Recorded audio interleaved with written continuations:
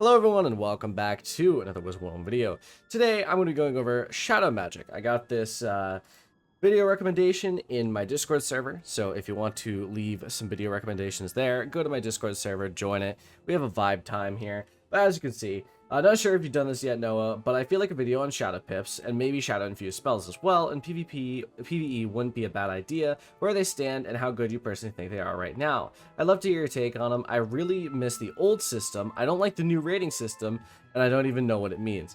So basically, I liked this video idea because I thought it was something interesting I could go over, something pretty cool. So before we get into it, let's go over shadow pips because I doubt any of you haven't heard of shadow pips, but if you haven't, at the end of Chrysalis Part 1 in the Moon Cliffs, you go to the top of this tower, it's like called the Eclipse Tower or something, and you learn of shadow magic. What shadow magic is it is not necessarily the same as your normal magic. It has its own set of pips, and you can use it to an interesting effect. Originally, when it first came out, it only had these transformations that had unique effects that were pretty interesting. Like, for example, Shadow Sentinel will intercept damage from your teammates and also will have 80 crit block, which was kind of cool at the time. Shadow Sentinel has like 20% pierce or something, which is really cool. Overall, they were different and interesting new ideas. Now, when specifically talking about the shadow rating in the old system and what he meant by this is that when shadow magic originally came out, what it was very similar to power pips, where there was a % chance that you got a shadow pip per round. It wasn't insanely high. I believe that when they finally changed the system, the base rating was around 5% chance you get a shadow pip, and with Malistaire gear that would be up to 7 to 10%. So honestly, not a high % chance that you actually get a shadow pip, but it was there, and what it did is it would allow for you to use shadow spells. This was further expanded upon with the introduction of shadow infused spells. So with Darkmoor, Kingzile added this thing called a shadow infused spell, which basically were really powered up spells, costed less normal pips, but with the introduction of a shadow pip, which was a really cool and unique idea to enhance the power scaling of the game without needing to change something like pips. Because obviously we're getting to a point where spells were costing 10, 11 pips, and there's only 14 total pips, which is just a bit inconvenient. So they came up with this cool little system. Now, the whole point of this video that I really wanted to talk about was A, my opinion on shadow infused spells, and B, my opinion on the new shadow gauge change.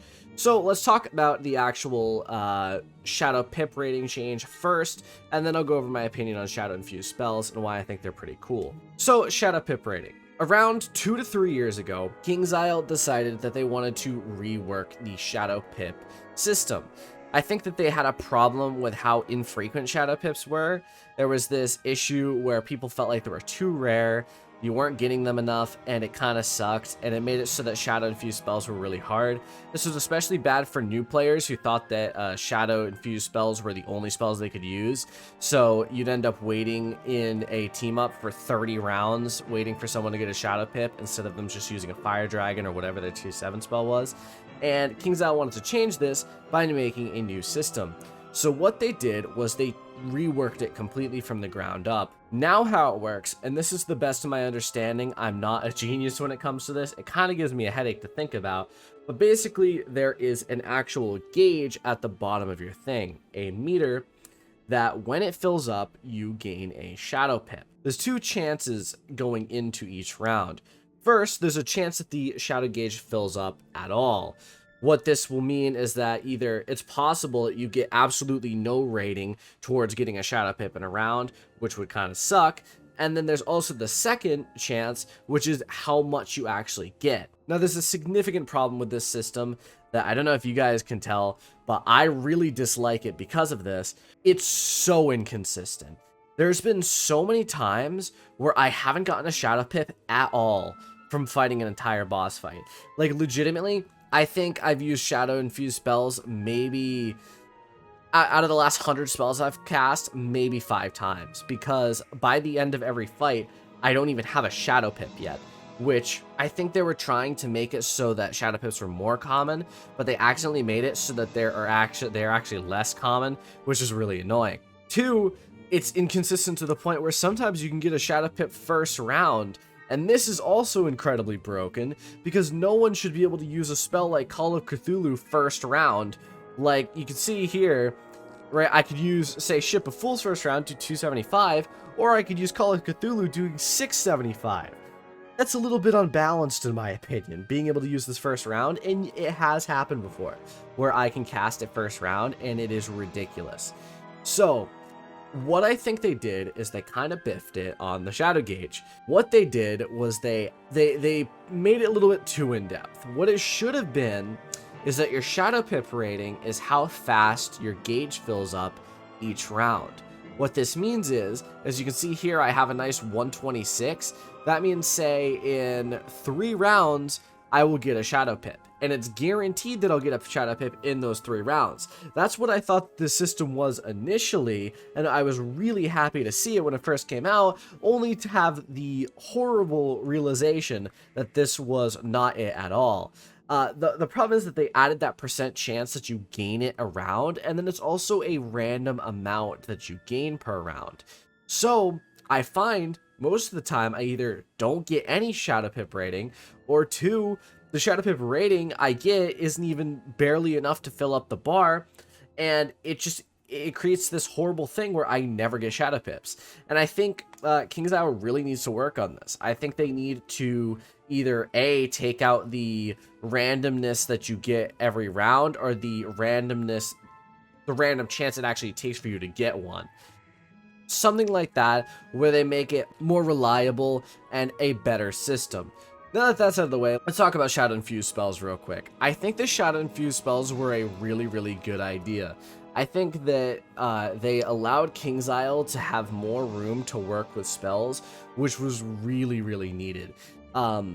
Personally, right, when we got to 10 pip spells, I never even used them. Sun Serpent on my fire back in the day, I refused to use it. And the reason for that is that it costs 10 pips, and 10 pips is actually really hard to get in a PvE fight. Not just because it's a lot of pips, but also because it takes so long.